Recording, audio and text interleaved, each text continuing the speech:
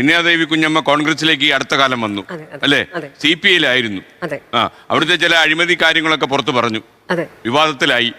ഇപ്പൊ സമാധാനം ഉണ്ടോ ജീവിതത്തില്? വളരെയധികം സമാധാനമുണ്ട്. അതിനിടയ്ക്ക് വീണ്ടും ചെന്ന് രാഹുലിന്റെ കാര്യം പറഞ്ഞ പ്രശ്നത്തിലായില്ലേ? ഇല്ല, അഭിപ്രായം പറഞ്ഞു എന്ന് മാത്രം. അത് പിൻവലിച്ചോ? ഇല്ല, പാർട്ടി പറഞ്ഞില്ലേ പിൻവലിക്കാൻ പറഞ്ഞില്ല, വിശദീകരണം ചോദിച്ചിരുന്നു, അത് വിശദീകരണം കൊടുത്തു.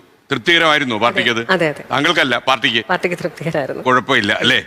ഈ രാഹുൽ മാങ്കൂട്ടത്തിന് അനുകൂലമായി, പ്രത്യേകിച്ച് ഹോൾ തരംഗം പുള്ളിക്കെതിരായിപ്പോ അങ്ങനെ നിൽക്കുന്ന സമയത്ത് ശ്രീനാദേവി കുഞ്ഞമ്മ പോലെ കമ്മ്യൂണിസ്റ്റ് പാർട്ടിയിലൊക്കെ പ്രവർത്തിച്ച് പരിചയം തഴക്കവും പഴക്കവും ഉള്ള ഒരാള് മാങ്കൂട്ടത്തിലും ജസ്റ്റിഫൈ ചെയ്യാൻ ഇറങ്ങിയതിന്റെ പിന്നിൽ എന്തായിരുന്നു ചേതോ വികാരം? എന്നെ സംബന്ധിച്ച് ഈ വിഷയത്തെക്കുറിച്ച് ഞാൻ പരാതിക്കാരെ കുറിച്ച് ഒന്നും പറയാൻ ഇപ്പോഴും ആഗ്രഹിക്കുന്നില്ല.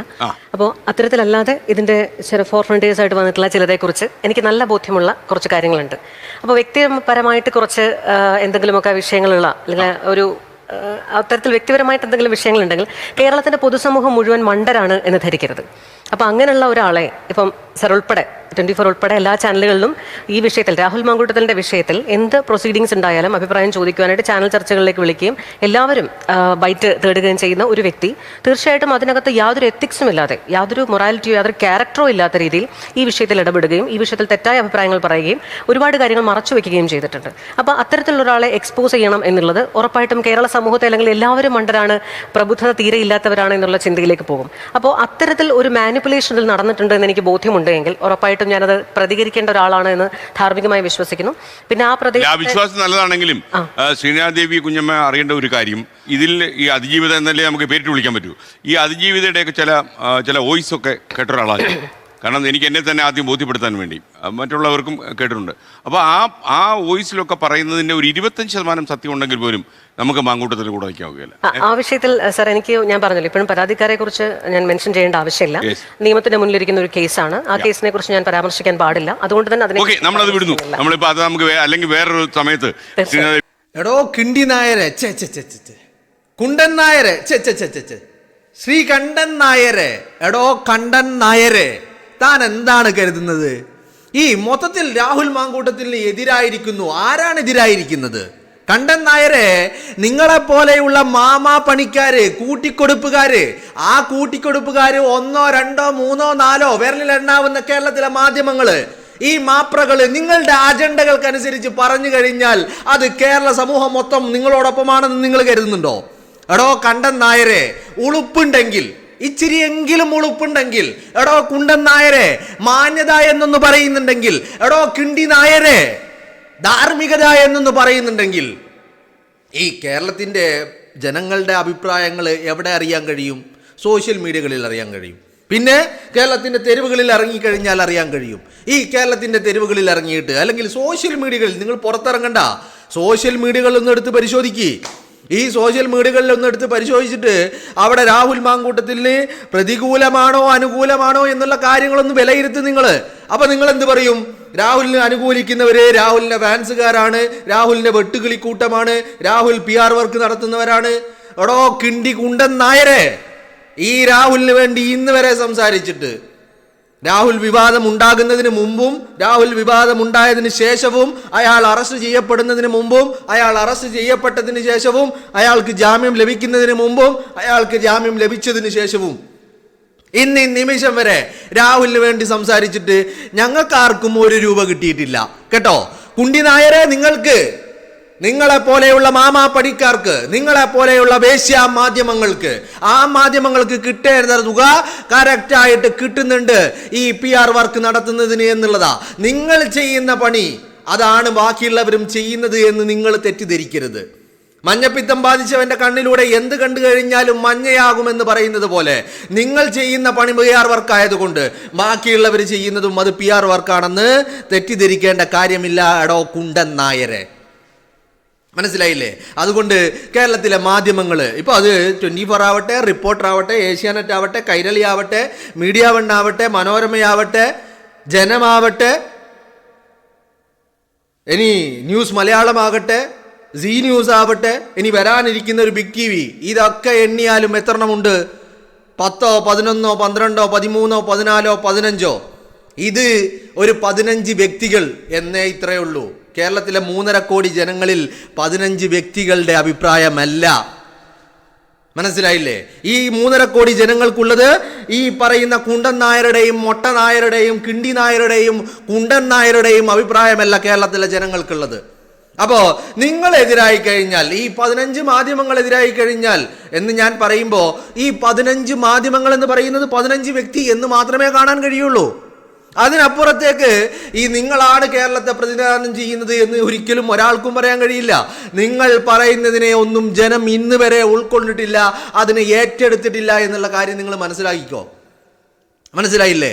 അപ്പോ ഈ പറയുന്ന കാര്യങ്ങളിൽ എല്ലാം രാഹുലിനെതിരാണ് എന്ന് പറയാൻ തനിക്കെന്ത് അവകാശമാണോ കുണ്ടൻ നായരെ ഉള്ളത്? താനാണോ കേരളത്തിലെ ജനങ്ങളുടെ റെപ്രസെൻറ്റേറ്റീവ്? എന്തർത്ഥത്തിൽ? താനൊരു മുതലാളി, ഒരു ചാനലിൻ്റെ ഉടമസ്ഥൻ, രാഹുലിനെ വിറ്റ് തിന്ന് കാശാക്കുന്ന കൂട്ടത്തിൽപ്പെടുന്ന ആളുകൾ, അത്രയേ ഉള്ളൂ താൻ. ഈ 15 മാധ്യമങ്ങളെയും 15 വ്യക്തികൾ, സാധാരണക്കാരായിട്ടുള്ള 15 വ്യക്തികൾ, അത്രയേ ഉൾക്കൊള്ളാൻ പറ്റുള്ളൂ. 3.5 കോടി ജനങ്ങളിൽ ഈ 15 എണ്ണം എന്ന് പറയുന്നത് അത് അവിടെ ഒരു കൺസിഡറേഷൻ പോയിന്റ് പോലുമല്ല എന്നുള്ളത് കുണ്ടൻ നായർ മനസ്സിലാക്കുന്നത് നല്ലതാ. മനസ്സിലായില്ലേ? ഇനി അതിനപ്പുറത്തേക്ക് ഈ കുണ്ടി നായരുടെ ഈ കോലിട്ട് തിരിക്കൽ പരിപാടി അത് ശ്രീനാദേവിയുടെ അടുത്ത് വേണ്ട. കുണ്ടൻ നായരുടെ ഈ കാലിനിടയിൽ കോലിട്ട് തിരികെ കയറ്റുന്ന പരിപാടി അത് ശ്രീനാദേവിയുടെ അടുത്ത് വേണ്ട. മറിച്ചൊരു കാര്യം പറയാനുള്ളത്, നിങ്ങൾ കേട്ട ഓഡിയോ ക്ലിപ്പുകളിലെ 25% ശരിയാണെങ്കിൽ രാഹുൽ മാങ്കൂട്ടത്തോടൊപ്പം നിൽക്കാൻ കഴിയില്ല എന്നല്ല പറയുന്നത്. അതിൽ 0% പോലും, 1% പോലും അതിൽ ശരിയില്ല എന്ന് കഴിഞ്ഞ ദിവസം കോടതികളൊക്കെ പറയാ. മനസ്സിലായില്ലേ? കോടതികളൊക്കെ പറയാ.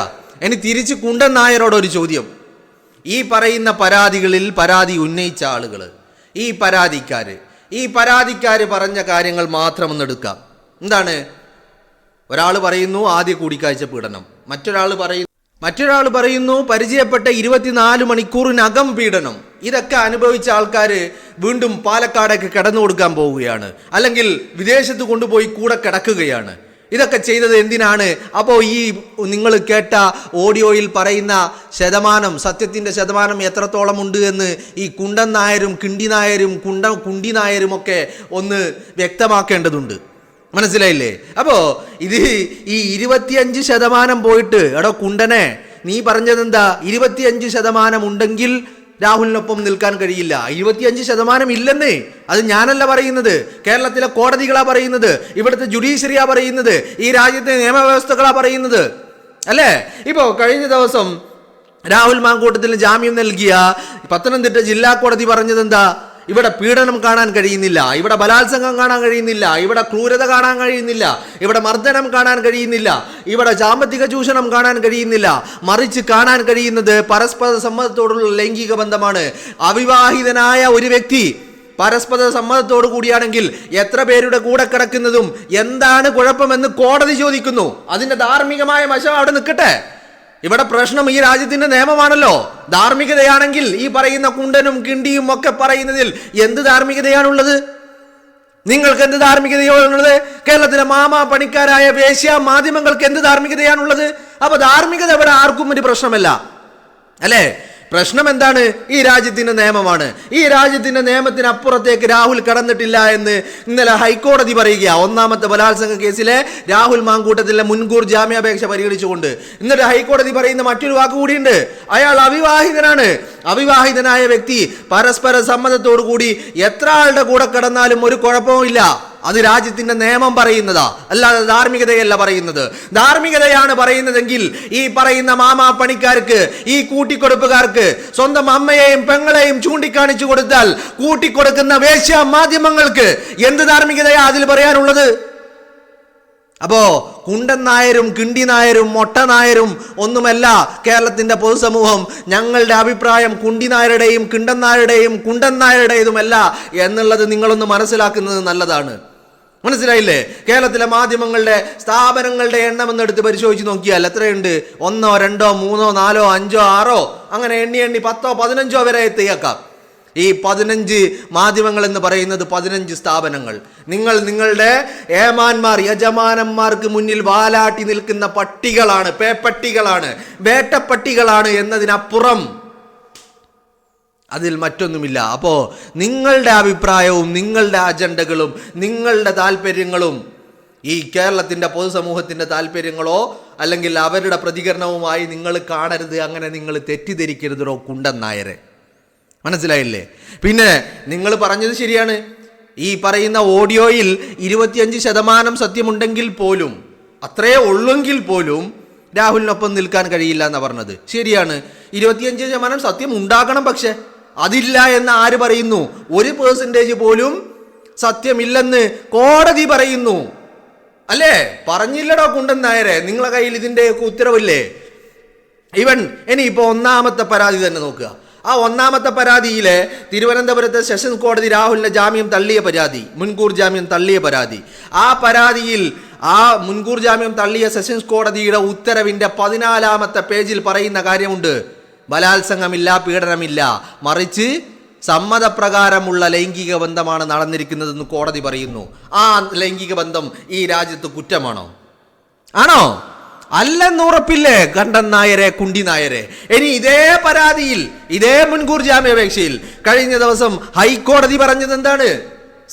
സമാനമായ നിരീക്ഷണങ്ങൾ, അല്ലെങ്കിൽ അതിനേക്കാൾ ഒരു പടി കടന്നുകൊണ്ടുള്ള നിരീക്ഷണങ്ങൾ. പരാതിക്കാരിയുടെ സത്യവാങ്മൂലത്തെ പോലും ഹൈക്കോടതി ചോദ്യം ചെയ്തില്ലേ? അപ്പൊ എന്തിന്റെ അടിസ്ഥാനത്തിലാണോ കുണ്ടൻ നായരെ പിന്നെ ഈ പറയുന്ന 25% സത്യമുണ്ടെന്ന് എങ്ങനെ വിശ്വസിക്കാൻ കഴിയും? 1%, ഒരു 1% പോലും സത്യമുണ്ടെന്ന് കാണാൻ കഴിയുന്നില്ലെന്ന് ആരാ പറയുന്നത്? കോടതി പറയുന്നു. പരാതി പോലും നിലനിൽക്കില്ല, അതിന്റെ നിയമസാധുതയെ പോലും കോടതി ചോദ്യം ചെയ്യുന്നു. അവിടെ എവിടെയാ ഈ പറഞ്ഞതിൽ 1% സത്യമുണ്ടായിരുന്നെങ്കിൽ ഈ പരാതിയുടെ നിലനിൽപ്പിനെ കോടതി ചോദ്യം ചെയ്യുമായിരുന്നോ? അപ്പൊ അതിൽ നിന്ന് എന്താ മനസ്സിലാക്കുന്നത്? 25 പോയിട്ട് 1% പോലും ഈ സത്യങ്ങളൊന്നും ഇതിലില്ല എന്നല്ലേ നമുക്ക് മനസ്സിലാക്കാൻ സാധിക്കുന്നത്. പിന്നെ എന്താടോ കുണ്ടൻ നായരെ ഇത്ര വാശി? എന്താടോ കുണ്ടി നായരെ, കണ്ടൻ നായരെ ഇത്രയധികം വാശി? എന്തുകൊണ്ടാ? എന്തിനു വേണ്ടിയിട്ടാ? അപ്പോ ഇവിടെ അജണ്ടകൾ കേരളത്തിലെ മാധ്യമങ്ങൾക്ക്, വേശ്യ മാധ്യമങ്ങൾക്ക്, കൂട്ടിക്കൊടുപ്പ് മാധ്യമങ്ങൾക്ക് രാഹുൽ മാങ്കൂട്ടം വിഷയത്തിൽ പ്രത്യേക അജണ്ടകൾ ഉണ്ട് എന്നുള്ള കാര്യത്തിൽ ഒരു തർക്കവുമില്ല. ആ അജണ്ട എന്ന് പറയുന്നത് ധാർമ്മികതയുടെ അജണ്ടയല്ല, മറിച്ച് അധാർമികതയുടെ അജണ്ടയാണ്. അപ്പോ നിങ്ങൾക്കൊക്കെ പിന്നെ ഈ ധാർമ്മികത വിളമ്പാൻ എന്തർഹതയാണുള്ളത്? എന്ത് അവകാശമാണുള്ളത്?